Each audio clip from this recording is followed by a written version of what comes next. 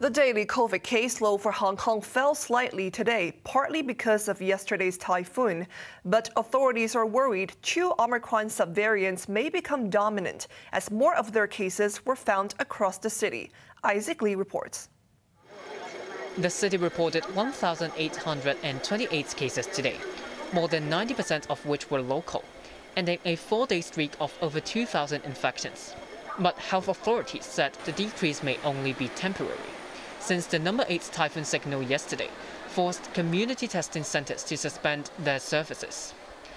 Still, they observed an additional 28 cases of the BA.4 and BA.5 subvariants scattered across several districts, taking the tally to 136. Most were locally transmitted, including 2 students from Class 5A of Chiu Sell Memorial Secondary School in Yuen Long. The class has been asked to suspend face-to-face learning temporarily. 2 airport ground staff members were also found to be carrying one of the subvariants, but authorities suspect they may have been infected by imported cases, since they occasionally work with airplanes. The Center for Health Protection also confirmed that the Hotpot foodie restaurant in Kwun Tong, where a BA.4 and BA.5 cluster has formed, met the government's ventilation requirements.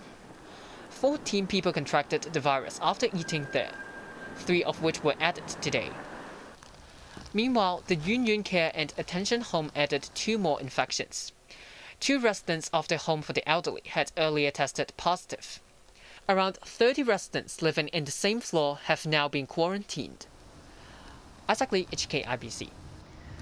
Legislative Council member Stephen Ho, who met President Xi Jinping on Thursday, has tested positive for COVID.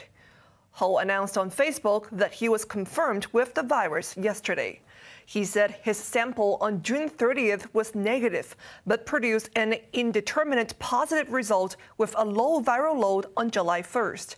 He clarified that he did not attend handover celebrations to ensure public safety. During Xi's visit, Ho stood in the middle, 2 rows behind the president during a photo session.